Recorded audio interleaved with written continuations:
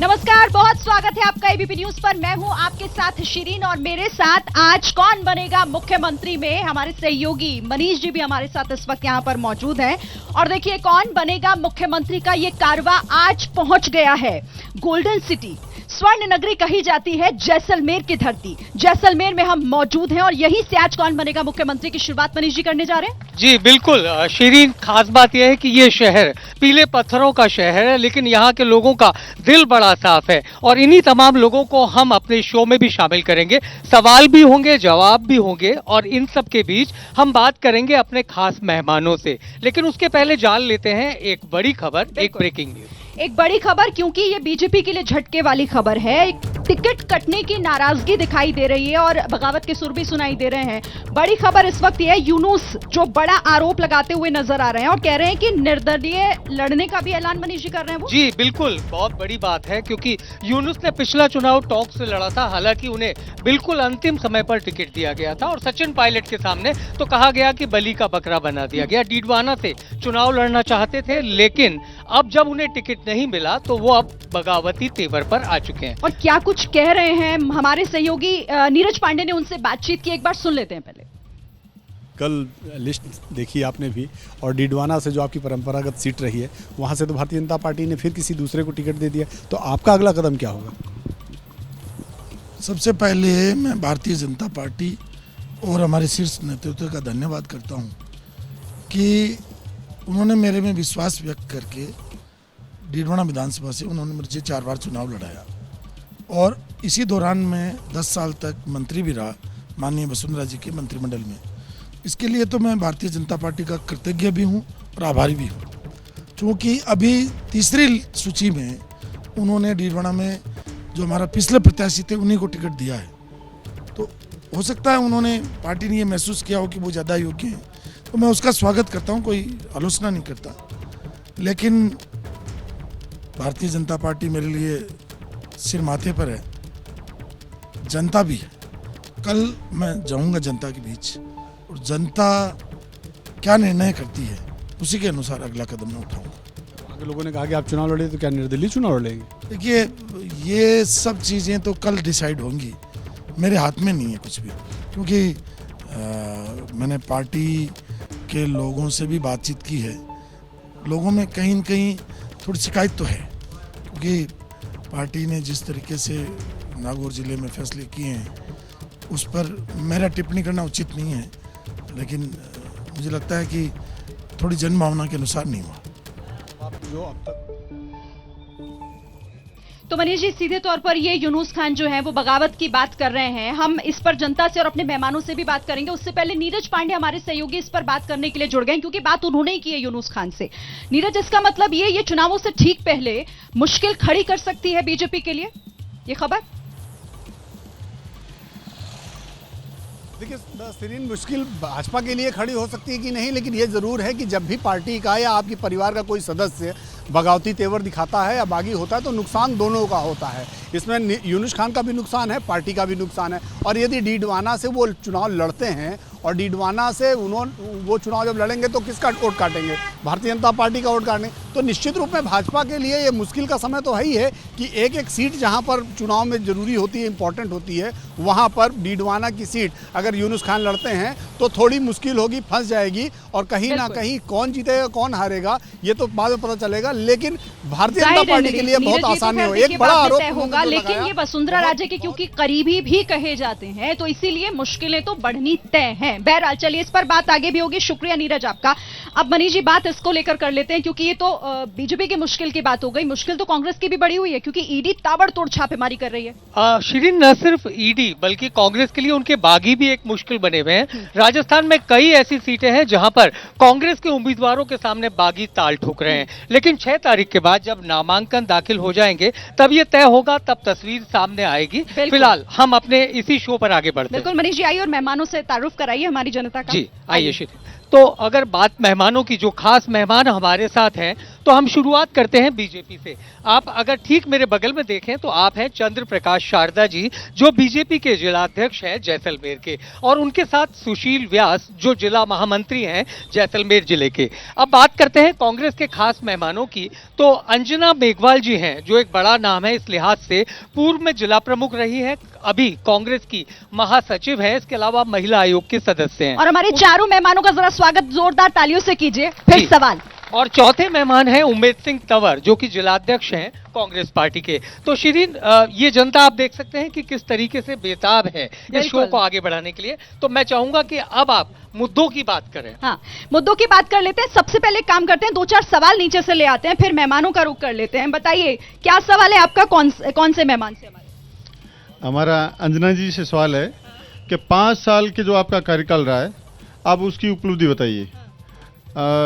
इनके जो 5 साल के कार्यकाल में जो भेदभावपूर्ण नीति रही है जिसमें कि स्थानीय जनता से, और इनका जो सचिन पायलट और आप रिपोर्ट कार्ड मांग रहे हैं? जी, और मैं इनका जो माननीय प्रदेश के मुख्यमंत्री अशोक गहलोत साहब और सचिन पायलट साहब, और इधर हमारे माननीय मंत्री सालिम मोहम्मद जी, और यहाँ स्थानीय विधायक रूपाराम जी के जो सास बहू के झगड़े की तरह एपिसोड इस 5 साल जो गुजरा है, उसमें इनका लड़ाई के अलावा इस जनता ने, प्रदेश की जनता ने कुछ नहीं देखा है। ठीक है, जवाब हम लेंगे। मनीष जी। जी, आपसे पूछना चाहेंगे। मेरा सवाल भाजपा के जो स्पोक्स पर्सन है उनसे है। एक अधिवक्ता होने के नाते मेरा उनसे यह सवाल है कि इस बार माननीय मुख्यमंत्री श्री अशोक जी गहलोत ने एडवोकेट्स प्रोटेक्शन बिल राजस्थान के अंदर लागू किया। बीजेपी को इतने साल क्यों लग गए कि वो भारत के अंदर एडवोकेट्स प्रोटेक्शन बिल लागू नहीं कर पाए वकीलों के लिए? आपका भी जवाब लेंगे। बिल्कुल। आप कुछ कहने आई हैं क्या? अच्छा, ठीक है, चलिए बताइए। कांग्रेस सरकार में इतना भ्रष्टाचार, कोई भी डिपार्टमेंट में जाओ भ्रष्टाचार, चाहे पुलिस थाने में जाओ तो भ्रष्टाचार, चाहे बिजली घर में जाओ तो भ्रष्टाचार, सिर्फ भ्रष्टाचार है, भ्रष्टाचार बिना कुछ नहीं है। ठीक है मनीष जी, मुझे लगता है पहले जवाब ले लें, फिर आएंगे बिल्कुल। वापस। मैं चूंकि भ्रष्टाचार का मुद्दा उठा है, सरकार कांग्रेस की है, तो मैं चाहूंगा अंजना जी आप जवाब दें, क्योंकि आपके पिता रूपाराम जी यहाँ से विधायक। पहले तो मैं सुरेंद्र सिंह जी के सवाल का जवाब देना चाहूँगी, जो उन्होंने विकास के कार्य जो 5 साल के उसका रिपोर्ट कार्ड मांगा है। तो सबसे पहले तो मैं जैसा पंचायती राज पुनर्गठन का बात करूंगी, जहां पूर्ववर्ती सरकार में मात्र 5 ग्राम पंचायतें बनी थी, वहां वर्तमान सरकार ने, और 0 पंचायत समिति बनी, वहां वर्तमान सरकार में 2 पंचायत समिति जैसलमेर विधानसभा में, 2 पोखरण में, और साथ ही जैसलमेर विधानसभा में 39 ग्राम पंचायतें बनी हैं। और जहां पर जैसलमेर विधानसभा में 2 कॉलेज थी, वहां 2 की जगह 3 ना होकर नई 8 कॉलेजें खोली गई, मेडिकल कॉलेज, नर्सिंग कॉलेज, और सिर्फ शहरी छात्रों को ही नहीं, अगर हम बात करें फतेहगढ़, रामगढ़ और मोहनगढ़ जैसे पंचायत समिति मुख्यालयों पर भी कॉलेज, डिग्री कॉलेज खोले गए, और तकनीकी ज्ञान के लिए 2 हमारे ITI कॉलेज खोले गए। अगर हम बात इससे बढ़कर करें तो अगर आगे की, अगर 3 CSC बनाई गई, 6 PSC बनाई गई, 43 उप स्वास्थ्य केंद्र खोले गए। और मैम 1 मिनट आपको रोकना चाहती हूँ। आप काम गिना रही हैं, जनता भ्रष्टाचार के आंकड़े भ्रष्टाचार का जवाब चाहिए। वो आंकड़े अपने भी लेकर बैठी है। अच्छा, भ्रष्टाचार पे बिल्कुल। पहला सवाल मुझसे यही पूछा सुरेंद्र सिंह जी। भ्रष्टाचार का यूं है कि सत्ता पक्ष में जो काम होते हैं और विपक्ष का आरोप प्रत्यारोप करना एक परंपरा सी बन गई, अगर मैं ये कहूँ तो भी गलत नहीं है। अगर भ्रष्टाचार तो कहाँ, विपक्ष 5 साल में क्यों नहीं नजर आया? कहीं बताओ वो इनके कार्यक्रम भ्रष्टाचार का इन्होंने। जी बिल्कुल, जवाब ले लेते हैं। और जवाब देने के लिए हमारे साथ 2 बीजेपी के मेहमान हैं। जवाब दे दीजिए, मतलब आपकी आदत हो गई है, वो कह रही है आरोप लगाना। कांग्रेस का भ्रष्टाचार खुलेआम, अब इनको आंकड़े में बता दूं, राजस्थान में पूरी तैयारी से आप आए हैं, पूरी लिस्ट लेकर? सरकार के योजना भवन में करोड़ों रुपए में सोना बरामद, 20,000 करोड़ का जल जीवन घोटाला, पीपल घूट में 1,000 करोड़ की खान 5 करोड़ में बेची गई, पुलिस के भ्रष्टाचार में जनता परेशान, तबादलों के लिए शिक्षकों से सरकार को रिश्वत देनी पड़ती है। अब ये तो आंकड़े इनके सामने हैं, इनकी भ्रष्टाचार की गिनती शुरू कर दें तो इतना आप हमें इस चैनल पे समय नहीं दे पाओगे। ये तो राजस्थान के बताएं, जैसलमेर के भ्रष्टाचार में अभी हमारे एक महानुभाव ने बताया, किसी भी डिपार्टमेंट में जाए तो बिना भ्रष्टाचार के कोई काम नहीं होता है। यहाँ ये किसानों का जिला है, जिनको बिजली चाहिए, बिजली कनेक्शन के लिए उनके बाप अप्लाई करता है, पोते तक ये कनेक्शन नहीं देते, और तब तक ये भ्रष्टाचार में डूबे हुए रहते हैं। ये सब कुछ सिर्फ 5 साल में हुआ है क्या? ये 5 साल में हुआ है सारा भ्रष्टाचार। आज भी बिजली घर में ये हाल चल रहे हैं इनके। उमेश जी, मैं आपसे जानना चाहूंगा, तमाम आरोप आपकी सरकार पर कह रहे हैं, बिजली नहीं, सड़कें नहीं और तमाम मुद्दों को लेकर आपके पास क्या जवाब? देखिए, सरासर झूठ है। इस समय सबसे ज्यादा जैसलमेर में जीएसएस बने हैं। विगत 5 सालों में, भारतीय जनता पार्टी के 5 सालों में बिजली का इंफ्रास्ट्रक्चर बिल्कुल खत्म हो चुका था और यहाँ जलदाय विभाग की ये हालत थी कि जलदाय विभाग के टैंकरों में तेल भरवाने के लिए पैसे नहीं थे सरकार के पास और टायर के लिए पैसे नहीं थे और हालत खराब थी। इस समय सर्वाधिक अगर बिजली का काम कहीं हुआ है ऊर्जा का, तो ये इस समय यहाँ कांग्रेस सरकार में हुआ है। सर्वाधिक जीएसएस बने हैं, सर्वाधिक ऊर्जा का उत्पादन हुआ है और जहां एक और उत्पादन हुआ है वहां सर्वाधिक जीएसएस बनने के साथ साथ फीडर बने हैं। उमेश जी, अभी ये भी कहा गया कि आप लोग लड़ते रहे, सचिन पायलट, अशोक गहलोत, तो उसका भी नुकसान हुआ जनता को? बिल्कुल नहीं, जैसलमेर में किसी तरह की कोई लड़ाई नहीं और शानदार तरीके से ऐतिहासिक काम हुए हैं। विगत 5 सालों में अशोक गहलोत जी की सरकार ने जैसलमेर जिले में शानदार काम करवाए हैं, एक से एक बढ़कर काम करवाए हैं। इन 5 सालों में जो हुआ वो अपने भ्रष्टाचार के आंकड़े लेकर आए, लेकिन जनता अपने सवाल लेकर आई। मनीष जी आइए जरा, कुछ लोगों से सवाल ले लेते हैं। आप कुछ कह रहे थे जब वो अपनी बात रखी। उन्होंने बोला है कि जीएसएस बनाए हो, ये हम क्या किसान फैमिली से है, लाइट तक नहीं मिल रही है तो जीएसएस किस काम के, जीएसएस किस काम है? अभी मैं कहना चाहता हूं कि कांग्रेस से बोलो या किसी से, पीछे से आवाज आई है कि 8वीं तक थी, 10वीं तक कर ली या 12वीं तक कर ली, उसमें टीचर ही नहीं है तो किस काम के हूँ वो बताओ मुझे। भाई जिन विद्यालय इन्होंने खोले हैं, कॉलेज भी खोले हैं, उनमें स्टाफ एक नाम मात्र का नहीं है। जहाँ छात्रों की स्कूलें खोली है वहाँ एक भी अध्यापिका नहीं है और वो भी एक अध्यापक है जी। अध्यापिका नहीं है, तमाम बातें चल रही है। आपका क्या? कुछ सवाल सर, मैं एक आम फैमिली से हूँ, मैं एक किसान वर्ग से हूँ। यहाँ पे भाजपा सरकार थी जब बराबर 6 घंटे लाइट आती थी किसानों को, अभी 3 घंटे लाइट तक नहीं आ रही है, डीपियाँ जल गई है, कोई सुनवाई नहीं है। यहाँ पे जनता कोई सुनवाई नहीं। यहाँ पे जो महिलाओं और बच्चियों के साथ बलात्कार और अत्याचार हो रहे हैं, राजस्थान उसमें नंबर 1 चल रहा है। दलित उत्पीड़न में, दलित अत्याचार में राजस्थान नंबर 2 पे। दलित विधायक होने के बाद आप कुछ कहना चाहते? सर ऐसा है, हमारे जैसलमेर में एक बड़ा विकास के लिए व्यवसाय एक ही है, वो आज 3 महीने से हड़ताल करके तंबू में बैठे हैं हमारे खडाल साइड, उसकी रोजी बिल्कुल नहीं है और विधायक वहां तक हुए, विधायक वहां तक उसके टेंट में तक नहीं गए। चलिए इसका भी, लेकिन मुझे लगता है अंजना जी से हमको जवाब लेना चाहिए क्योंकि महिला अत्याचार का मुद्दा है, तो आप उनसे अगर पूछ पाए। महिला अत्याचारों को लेकर देखिए, राजस्थान में हम जहां भी घूम रहे हैं ना, इसको लेकर सवाल उठ रहा है और ये कहा जा रहा है कि कांग्रेस काम नहीं कर रही है, महिलाएं असुरक्षित हैं राजस्थान। कांग्रेस में, अगर कांग्रेस सरकार जो राजस्थान में है, मैं कह रही हूँ कि आज माननीय मुख्यमंत्री साहब जो हमारा 5 साल का कार्यकाल रहा, उसने महिलाओं अत्याचार को लेकर या महिलाओं को लेकर काफ़ी वो संवेदनशील रहे। आज अगर अपन देखें कि अगर घटनाएं होना और उसके बाद उस पर त्वरित कार्रवाई करना, सबसे शायद भारत में जो एक राजस्थान एकमात्र राज्य ऐसा है कि जहां पर एफआईआर दर्ज करना आवश्यक है, आवश्यक रूप से दर्ज करना है।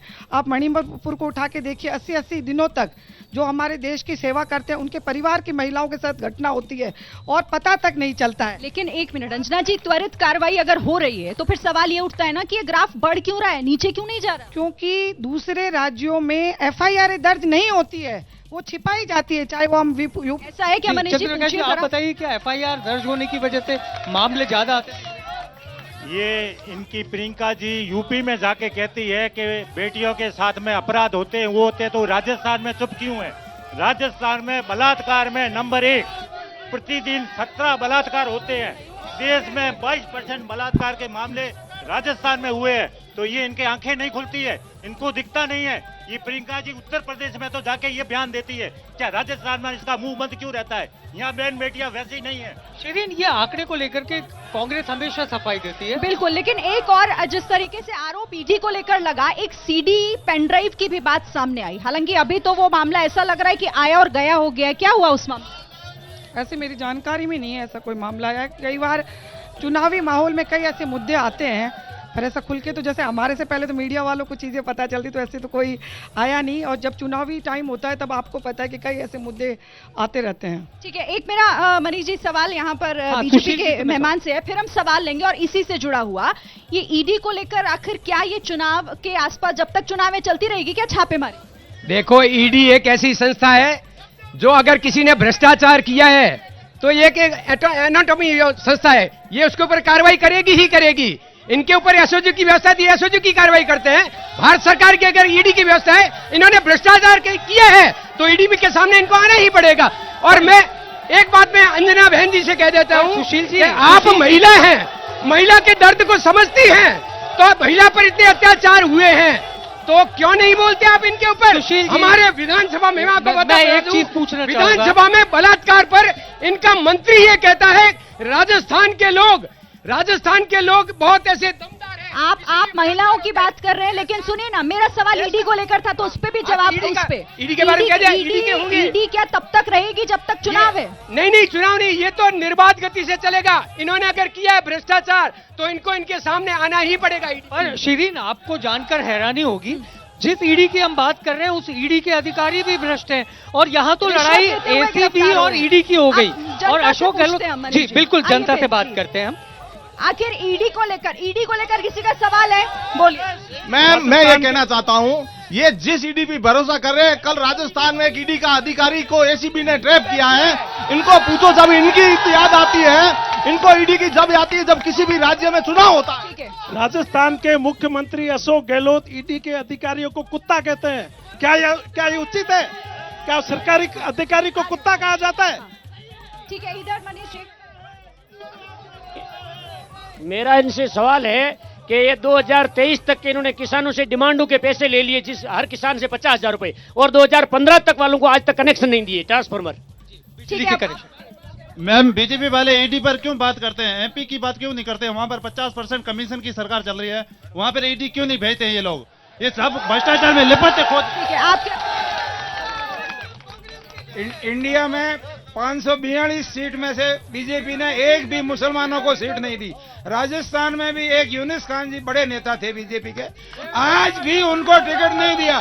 टिकट नहीं देने से यूनुस खान जी ने पार्टी छोड़ के निर्दलीय लड़ने का। ठीक है, पीछे कोई एक आपसे बात करना चाह रहे हैं, आइए। अभी 0 पर आएगी। अरे मैडम, जो बुद्धिजीवी कह रहे हैं कि शिक्षकों की भर्ती नहीं हुई, ये 10/9/2023 का अखबार है, उसमें देखो 715 शिक्षकों की भर्ती हो चुकी है और सभी स्कूल में शिक्षक पूरे हैं। तो ये किस नाम पे कहते हैं? मैडम, एडी बात है कि हजारों कुंटल जीरा बेचा, करोड़ों रुपया पानी बिजली टाल होया है क्या?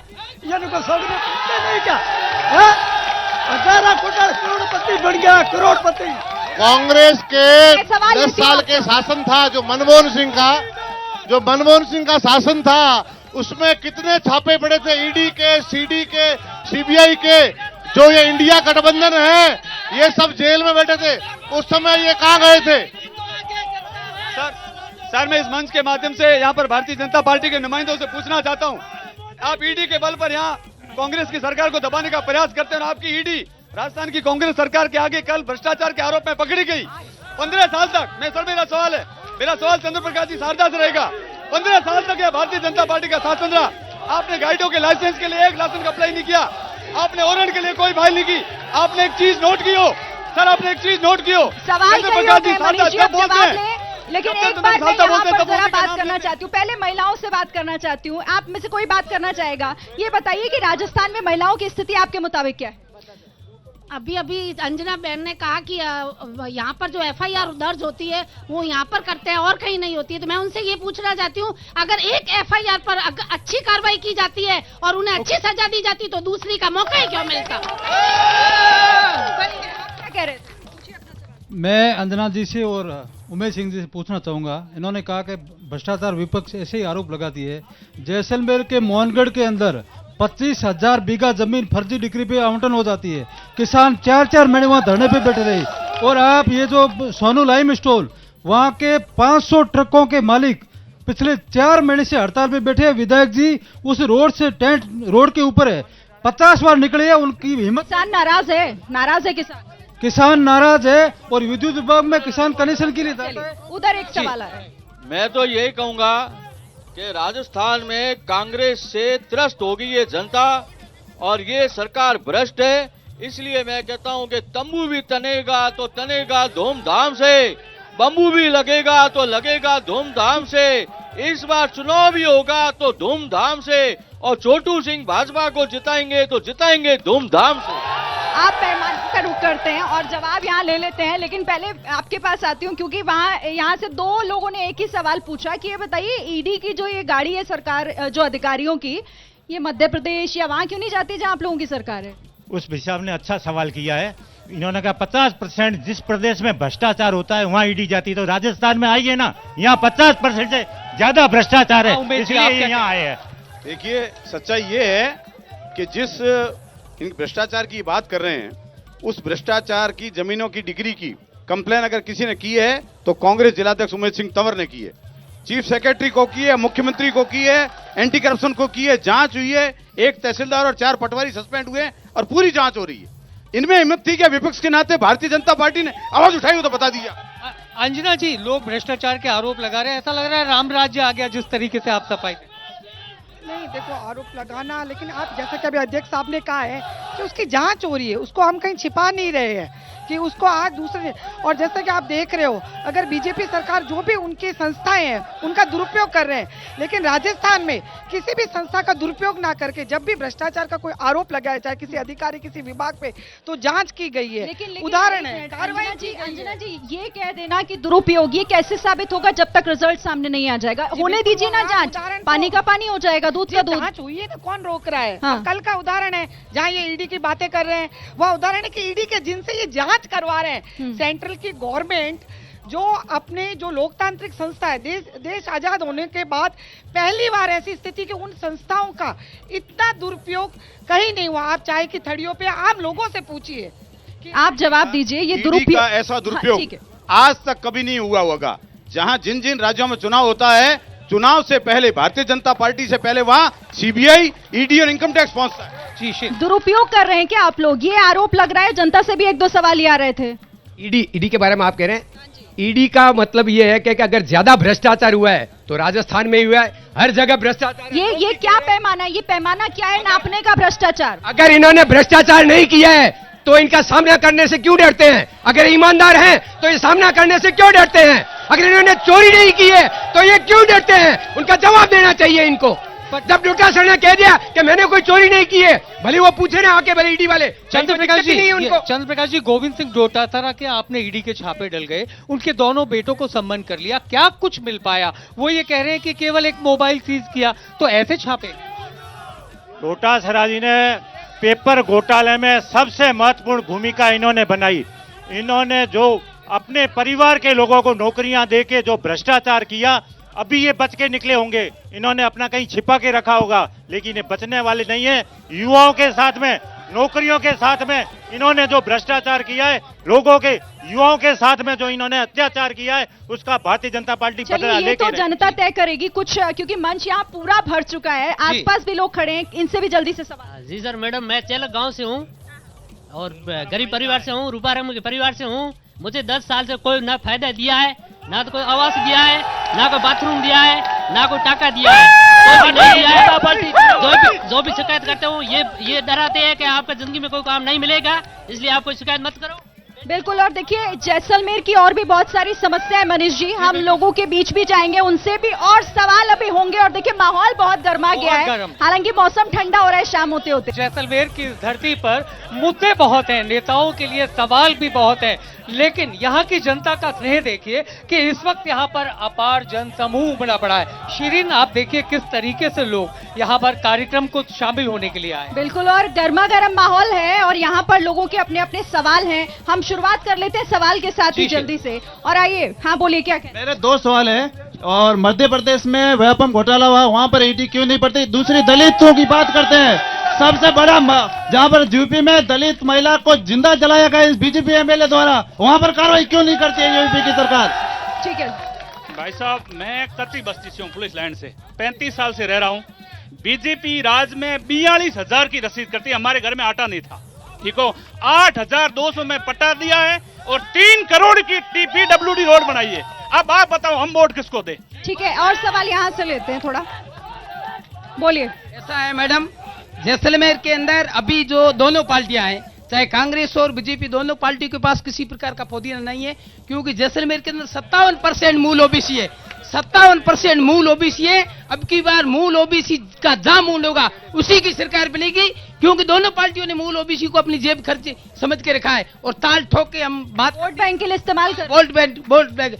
आज विधानसभा जैसलमेर के अंदर 85,356 वोट है और देश का प्रधानमंत्री नरेंद्र भाई मोदी यदि मजबूत है वो मूल ओबीसी के कारण। ठीक है मैडम, जो कांग्रेस के विकास के दावे हैं वो खोखले हैं बिल्कुल। जो अभी हनुमान सर्कल है इसकी स्थिति देख लीजिए, आप विकास की बातें करते हैं, पूरा जर्जर पड़ा है। 5 साल में हनुमान चौराहे की भी स्थिति सुधार नहीं सके और चिकित्सा के क्षेत्र में, शिक्षा के क्षेत्र में, जलदाय विभाग में और पंचायती राज में भ्रष्टाचार चरम पर है जैसलमेर में।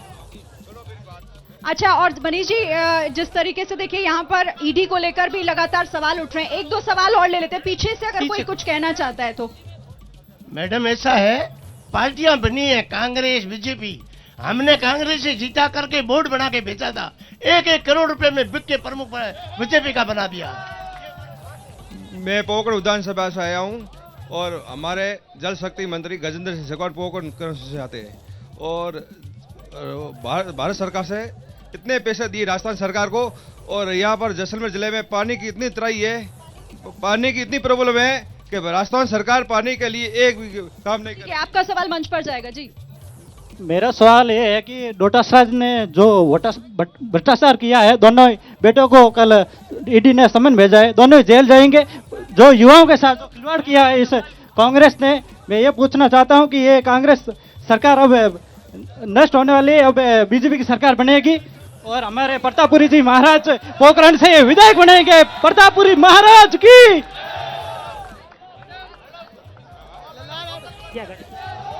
युवाओं के साथ भ्रष्टाचार किया है, खिलवाड़ किया है, युवाओं के 8 साल 10 साल पेपर लीक कर दिया इन लोगों ने। हर बार युवाओं ने जो मनीष जी, आप जरा मंच पर चलते हैं और इसका जवाब ले लेते हैं। लेकिन जिस तरीके से देखिए, अभी एक कांग्रेस की तरफ से ये कहा गया कि खुलासे बहुत होंगे ईडी के बाद। अब एक जो सीडी की बात आ रही थी, हालांकि आप इस पर कुछ कहना नहीं चाहती, आप इसका जवाब दीजिएगा, क्योंकि गृह मंत्री अमित शाह ने तो यहां तक कह दिया कि बीजेपी के पास छुपाने के लिए कुछ नहीं है, फर्जीवाड़ा कर रहे हैं आप लोग।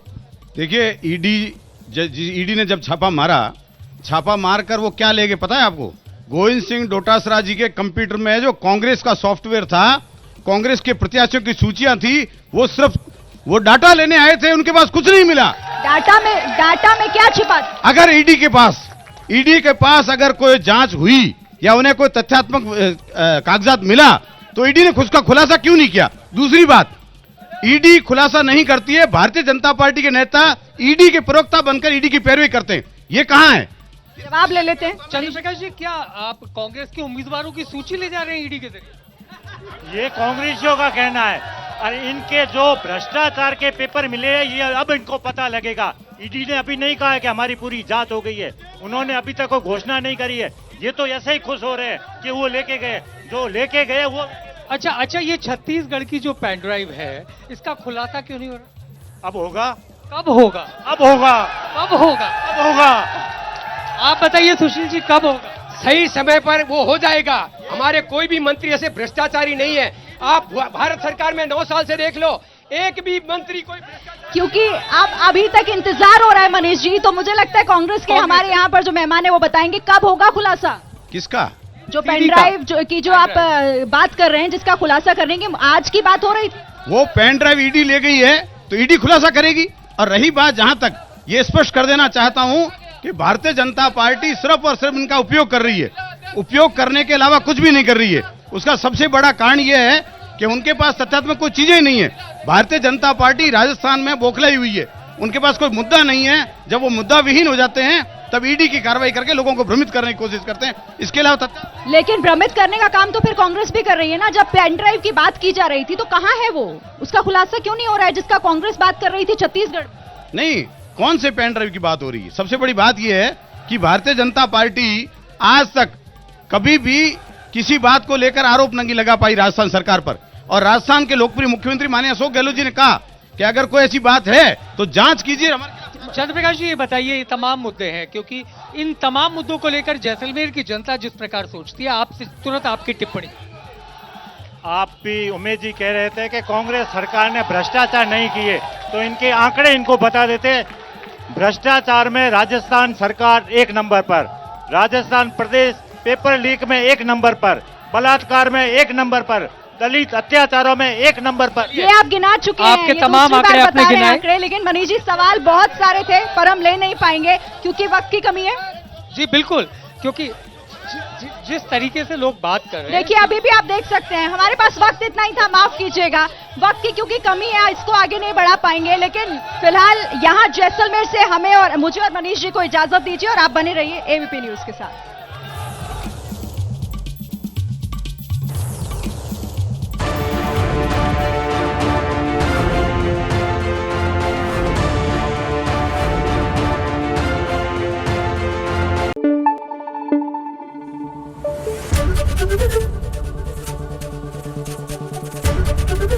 एबीपी न्यूज आपको रखे आगे।